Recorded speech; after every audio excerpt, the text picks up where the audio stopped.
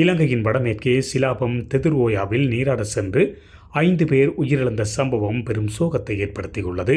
இதன்படி தெதுர்ஓயா சம்பவத்தில் உயிரிழந்தோரின் எண்ணிக்கை தற்போது 5ஆக அதிகரித்துள்ளதாக போலீசார் தெரிவித்துள்ளனர். உயிருடன் மீட்கப்பட்டவரும் தற்போது உயிரிழந்துள்ளதாக கூறப்படுகின்றது.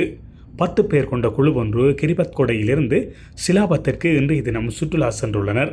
அவர்கள் சிலாபத்தில் உள்ள தெதுர்ஓயாவில் நீராட சென்றிருந்த நிலையில் அவர்களில் 5 பேர் காணாமல் போயிருந்தனர். காணாமல் போனவர்களில் ஒருவர் மட்டுமே பாதுகாப்பாக மீட்கப்பட்ட நிலையில் அவர் சிலாபம் வைத்தியசாலையில் சிகிச்சைகளுக்காக அனுமதிக்கப்பட்டார். அதனையடுத்து காணாமல் போன ஏனையவர்களை தேடும் நடவடிக்கையில் போலீசார், போலீஸ் உயிர் காப்பு பிரிவினர், கடற்படையினர் மற்றும் பிரதேச மக்களும் இணைந்து முன்னெடுத்திருந்தனர். இந்த நிலையில் காணாமல் போன 4 நீரில் மூழ்கி உயிரிழந்த நிலையில் சடலங்களாக மீட்கப்பட்டனர். உயிருடன் மீட்கப்பட்டவர் வைத்தியசாலையில் அனுமதிக்கப்பட்டதன் பின்னர் சிகிச்சை பலனின்றி தற்போது அவரும் உயிரிழந்திருப்பதாக கூறப்படுகின்றது. இதுபோன்ற செய்திகளை உடனுக்குடன் தெரிந்து கொள்ள மீரா தமிழ் சேனலை சப்ஸ்கிரைப் செய்து இணைந்தீர்கள்.